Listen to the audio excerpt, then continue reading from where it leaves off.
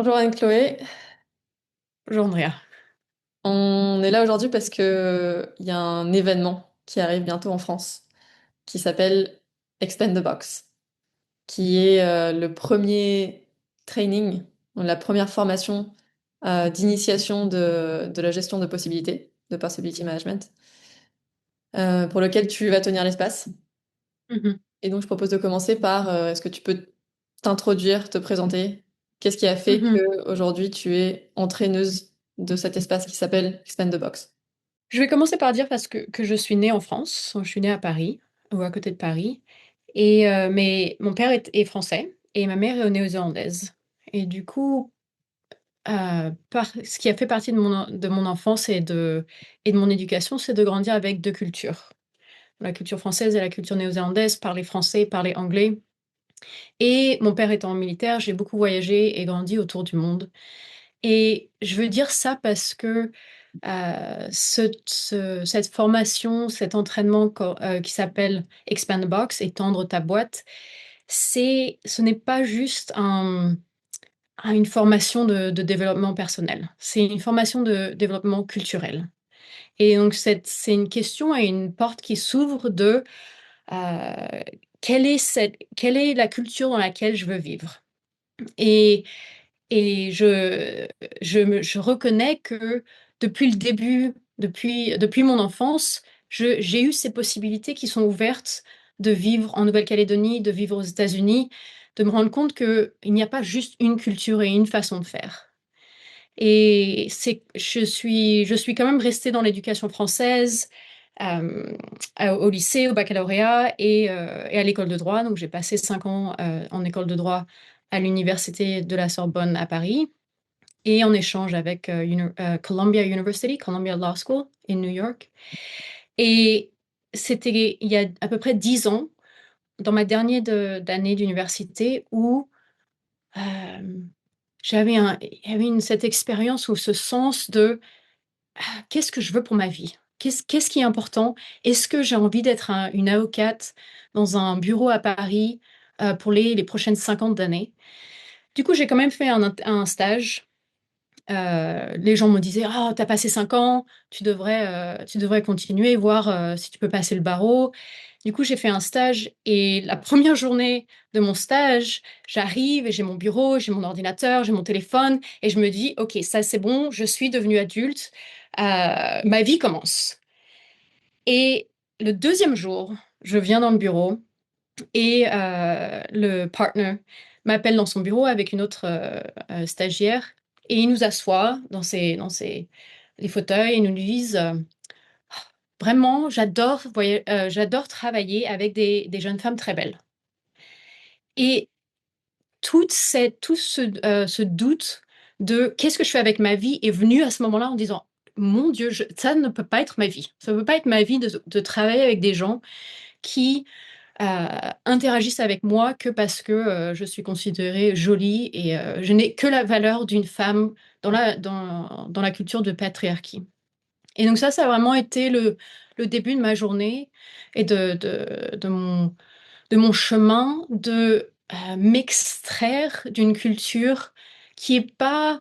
ce que j'ai trouvé, c'est que la culture dans laquelle je suis née n'est pas externe, mais est interne. Et du coup, c'est une culture que j'ai adoptée à l'intérieur de moi, avec des façons de penser, des façons de ressentir, des façons de voir qu'est-ce que ça veut dire le succès? Qu'est-ce que ça veut dire d'être heureuse? Qu'est-ce que ça veut dire d'avoir une bonne vie ou qu'est-ce que ça veut dire de vivre?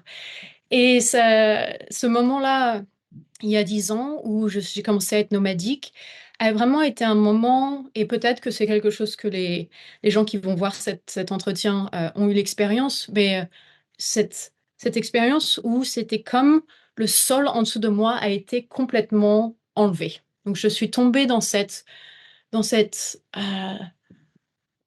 état en me disant, mais qui je suis? Qui je suis? Qu'est-ce que je fais? Si me rendre, quand j'ai commencé à me rendre compte que la façon dont j'ai fait des décisions dans ma vie, à propos d'aller à l'école de droit, d'avoir d'être en couple avec des hommes, de me choisir comment je m'habille, qu'est-ce que je mange, est-ce que je mange assez, est-ce que je mange pas assez. Toutes ces questions étaient fondées sur des mensonges. Dans le sens que personne n'a voulu euh, me faire du mal, mais que toute cette idée que être une avocate fine, avoir un mari, avoir de l'argent, avoir un appartement à Paris, comme si c'était l'épitome d'être un être humain ou d'une une femme. Tout ça s'est complètement écroulé et j'ai passé 2 ans à me voyager autour du monde avec cette question vraiment proche de moi, dans cette question, qu'est-ce que je veux? Qu'est-ce que moi je veux? Et de me rendre compte que ce je qui veut est aussi contaminé avec tellement d'idées et de voix d'autres personnes dans ces questions que j'ai déjà mentionnées de qu'est-ce qui est important? Qu'est-ce que c'est le succès?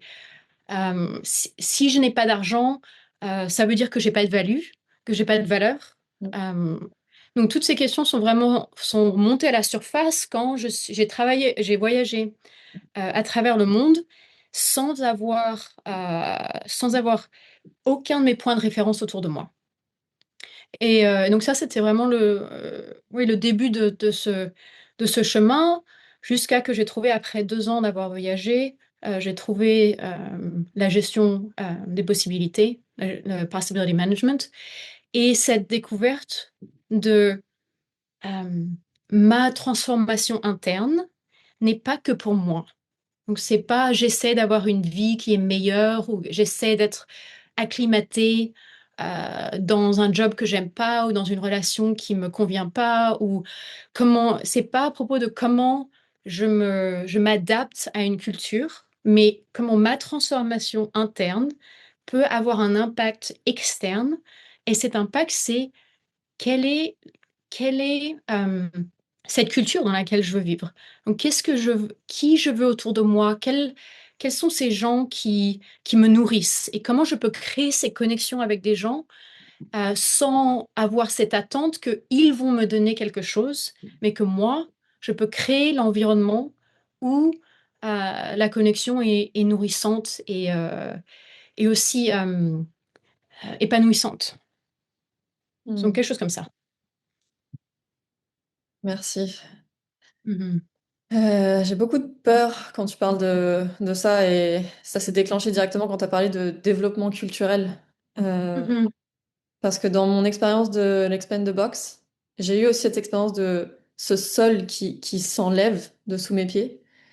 Et il y avait ce... J'avais à la fois beaucoup de joie et beaucoup de peur parce que j'avais l'impression d'avoir atterri dans un endroit où on regarde la réalité. Ou en tout Mhm. cas, on s'entraîne à regarder la réalité et à toucher à cette question de qu'est-ce que je veux moi? Qu'est-ce que je veux vivre? Mhm.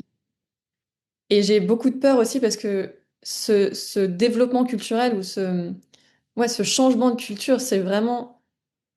il y a quelque chose enfin, il y a beaucoup en fait qui se dissout, qui se détruit. Et ouais, j'ai envie d'amener ça parce que je pense que c'est une peur qui est Mhm. là quand on s'approche de l'Expand the Box. Est-ce que tu veux en Mhm. dire un peu plus sur ce développement culturel et quelle est la différence avec le développement personnel? Hmm. Well, ce que je voudrais dire, c'est qu'il y a des gens qui ont eu cette peur quand ils sont venus à l'Expand the Box parce que, par exemple, ils ont eu des expériences avec des plantes médicinales, ayahuasca, où où il y avait, ce changement brutal ou ce changement euh,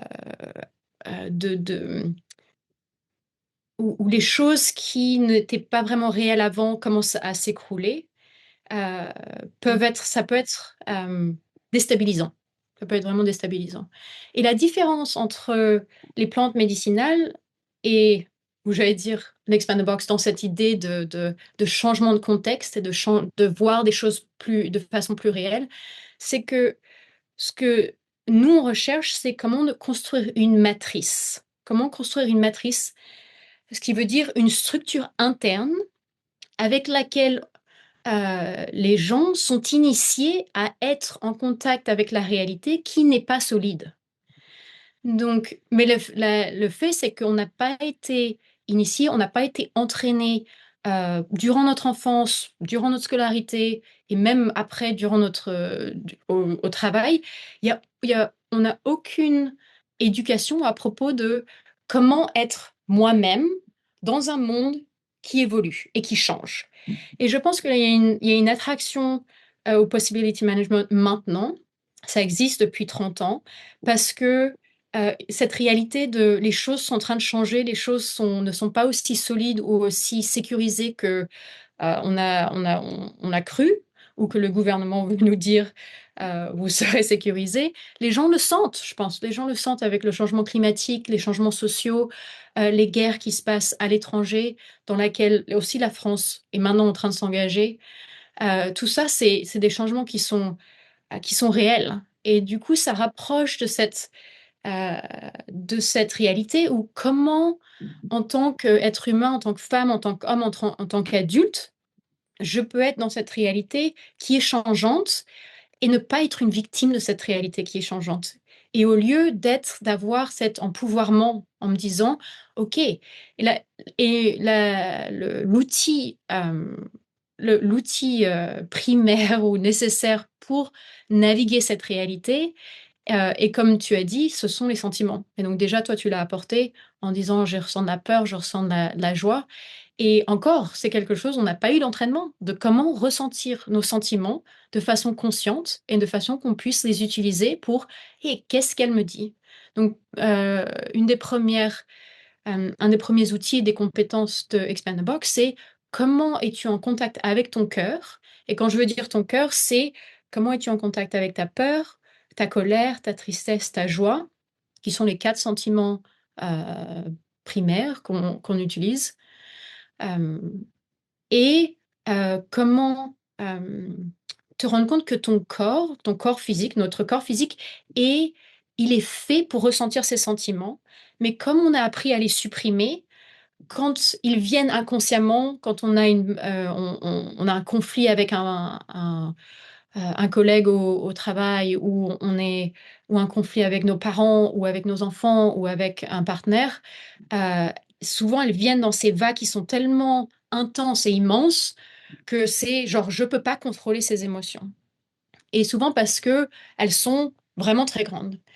Et le travail de l'Expand the Box, c'est comment tu peux abaisser cette barre d'engourdissement, on appelle ça une barre d'engourdissement, pour avoir accès aux sentiments avant qu'ils explosent, L'ose. explosent ouais, comme un volcan. Hmm.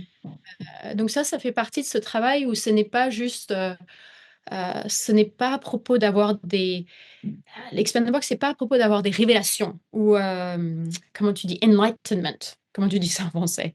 D'être, Euh, d'être illuminé, d'être veiller.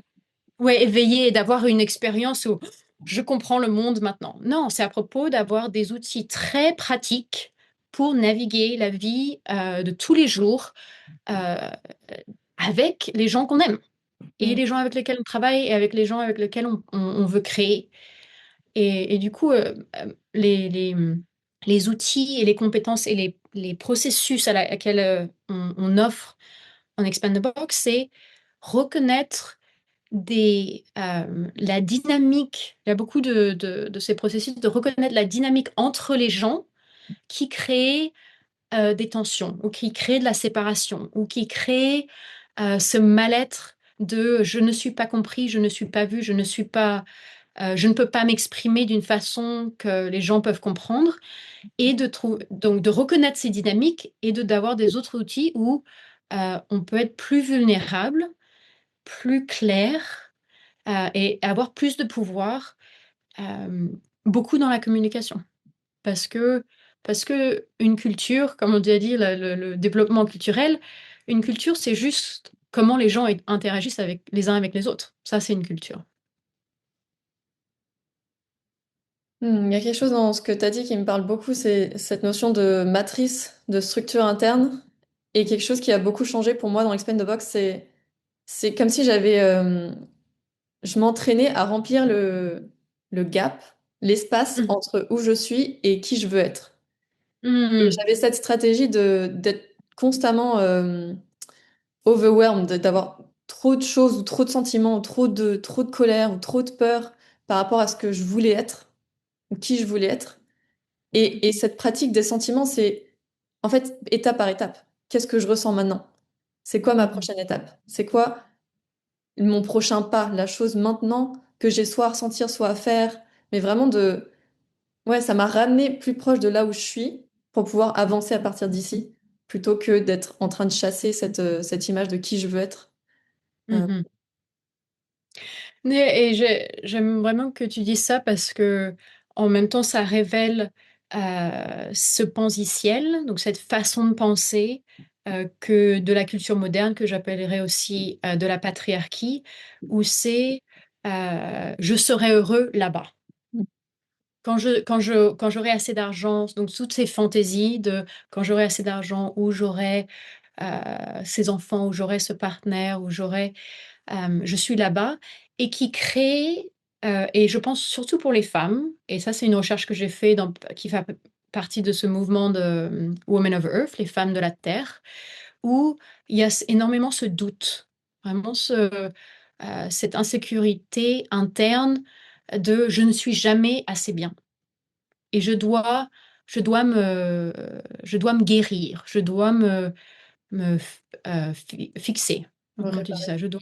Ouais, je dois me réparer pour être dans la vie. Et donc, et de trouver, ok, ce pensiciel, c'est une façon de ne jamais être où est-ce qu'on est et euh, d'être, je ne sais pas si c'est heureuse, mais euh, d'être dans cette tension de je suis ici et je veux des choses.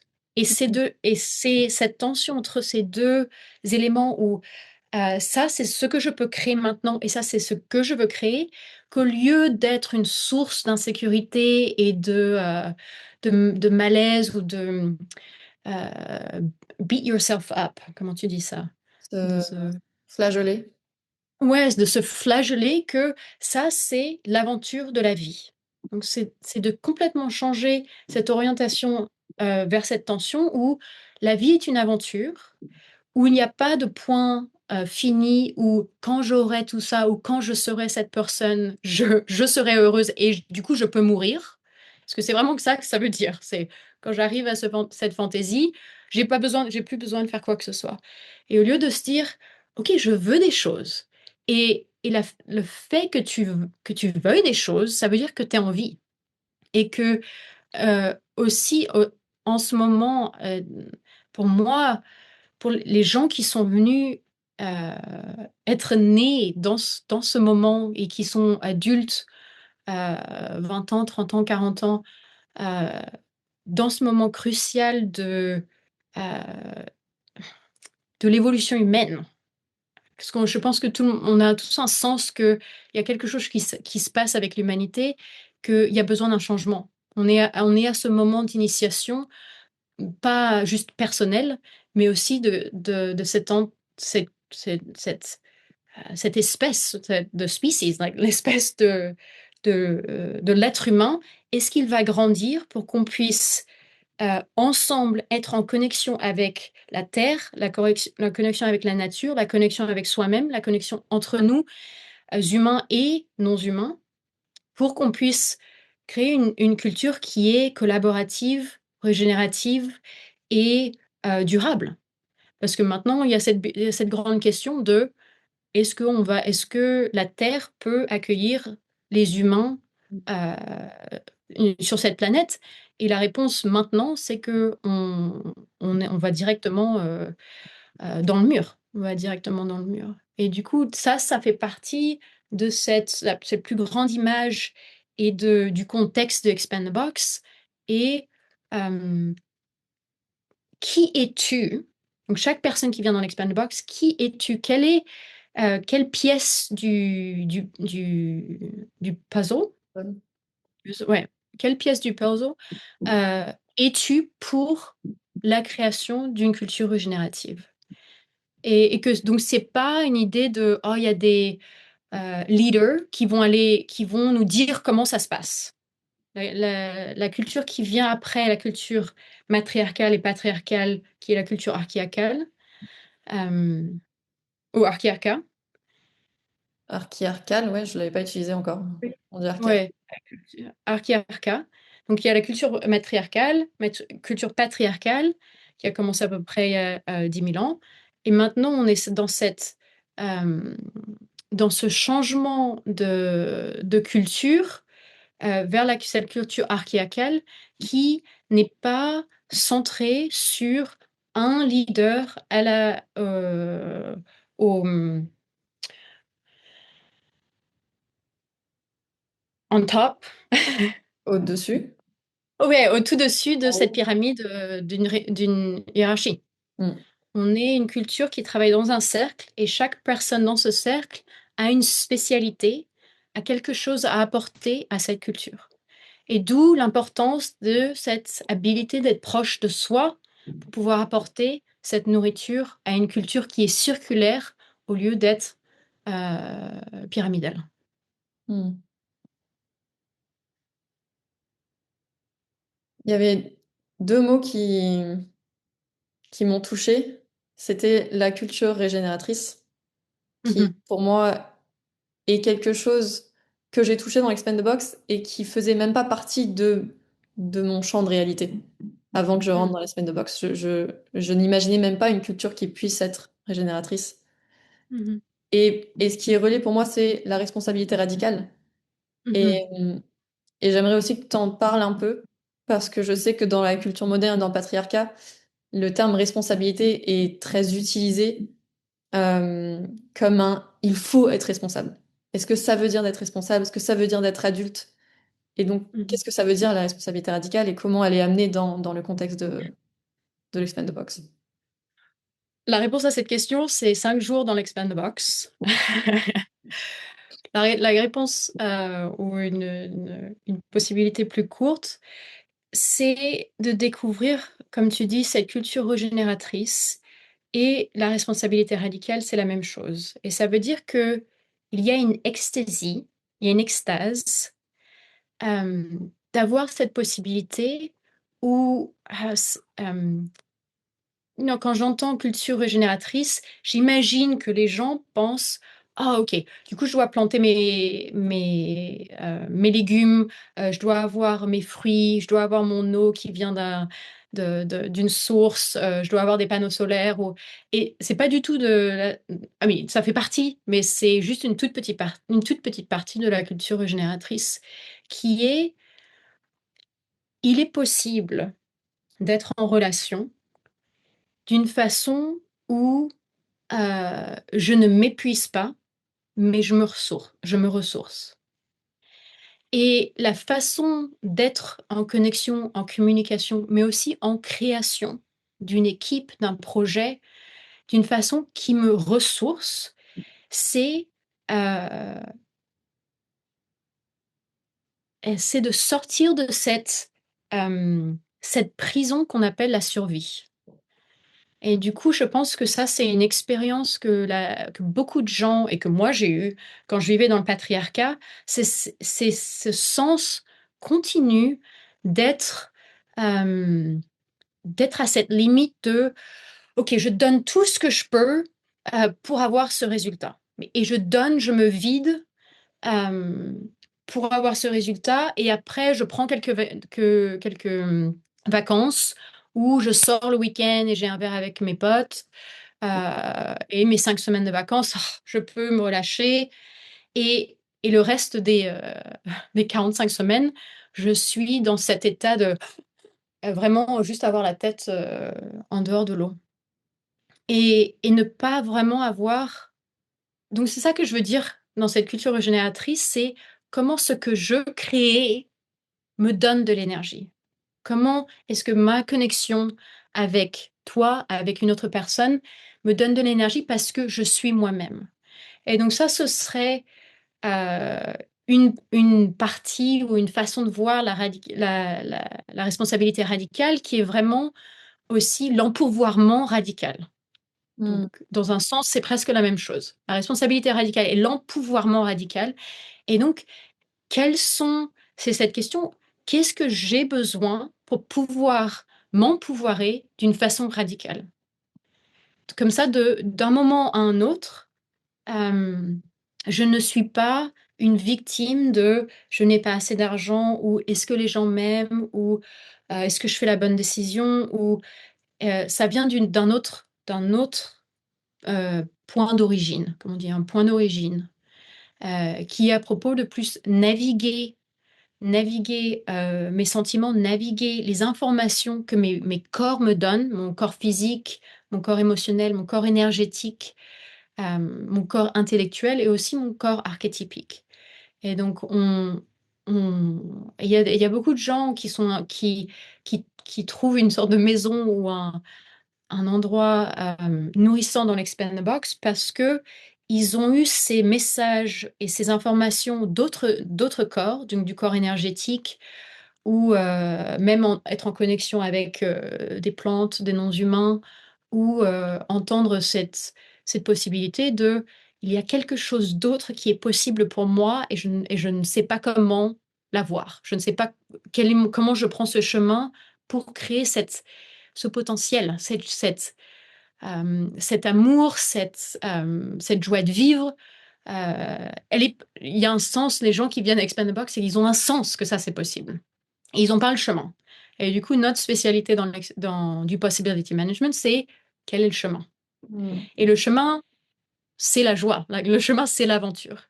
Et du coup, ce que je veux aussi dire, c'est que euh, le Possibility Management, c'est une communauté, c'est pas juste des entraînements ou des formations de 5 jours euh, en France ou dans d'autres pays, mais c'est une communauté globale. Et du coup, maintenant, je veux dire activement, il y a probablement 1000 ou 2000 personnes autour du monde qui se retrouvent soit dans des lieux physiques, donc des maisons passerelles ou des centres d'invention de l'archiarcat, mais aussi en ligne pour faire cette recherche qui vienne d'eux. Donc, c'est pas, il n'y a pas de leaders qui disent, qui limitent cette collaboration entre les gens, entre ce qu'on dit travailleurs de la bordure de la culture moderne, qui veulent se rencontrer, qui veulent faire des recherches à propos de quelque chose de vraiment spécifique. Ouais, il y a 1000 ou 2000 personnes avec qui, après l'Expand the Box, tu peux juste rentrer en contact. Mm. Et tu le sais, toi, tu as voyagé dans différents pays et rencontré ces personnes. Mm. Et j'ai beaucoup de joie parce que avant mon premier Expand the Box, j'ai beaucoup exploré avec les plantes, comme tu le disais. Mhm, mhm, Et quand je suis entrée dans Expand the Box, il y avait tellement de choses que j'avais touchées à travers mes différents corps, énergétiques, émotionnels surtout. Et je me souviens, au fur et à mesure des cartes que je voyais, il y avait vraiment ce truc en moi de mais vous étiez où? mhm, J'avais l'impression d'avoir fait ce voyage seule pendant 2 ans, 3 ans et de rencontrer des personnes qui sont sur le même chemin et qui ont déjà posé ça sur du papier et ouais, d'avoir de rentrer dans, ok, ma tribu, les personnes avec qui je vais pouvoir avancer sur ce chemin. mhm, Et j'ai envie de te poser peut-être la dernière question. Euh, mhm, Tu as parlé d'empouvoirment radical et tu as parlé de l'argent. mhm, Et j'ai envie de poser la question de comment est-ce que l'Expand the Box est aussi un espace d'empouvoirment par rapport à l'argent, qui est un sujet qui est mhm, très présent dans la culture française aujourd'hui. mhm. Euh, ouais. Ouais.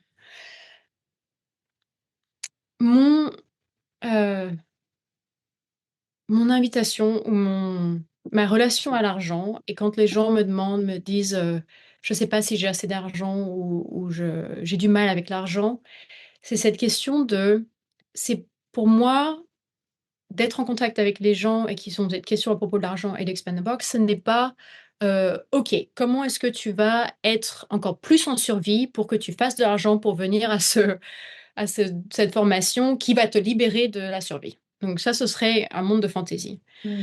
C'est qui veux-tu devenir pour que tu puisses avoir accès à l'argent dont tu veux pour faire ce que tu veux. Même si ça veut dire que tu veux aller euh, Mount Everest. Tu veux aller au mont Everest ou au Népal ou quoi que ce soit. Et du coup, cette question, ce n'est pas à propos de ce que tu dois faire pour avoir de l'argent, mais qui veux-tu devenir pour avoir cette relaxation à propos de l'argent. Et une des choses qui a vraiment marché pour, euh, j'allais dire 90% des gens avec qui j'ai eu cette conversation, c'est de faire des expérimentations et de se dire expérimenter avec l'argent. Alors, qui je peux demander l'argent? Et si je peux pas demander, pourquoi je peux pas demander? Et quand je demande, qu'est-ce que je demande vraiment? Est-ce que je demande pour les gens de me sauver ou est-ce que je demande aux gens de mon pouvoir, de me donner du pouvoir, de mon pouvoir? Ou est-ce que, et ça c'est une façon, c'est une des grandes euh, questions, qu'est-ce que tu crées qui a déjà de la valeur et que c'est toi qui enlève la valeur. Et Hmm. donc, je sais que les gens les gens peignent, les gens font des sculptures, les gens peuvent danser, les gens peuvent chanter, les gens, tu peux faire tout ça.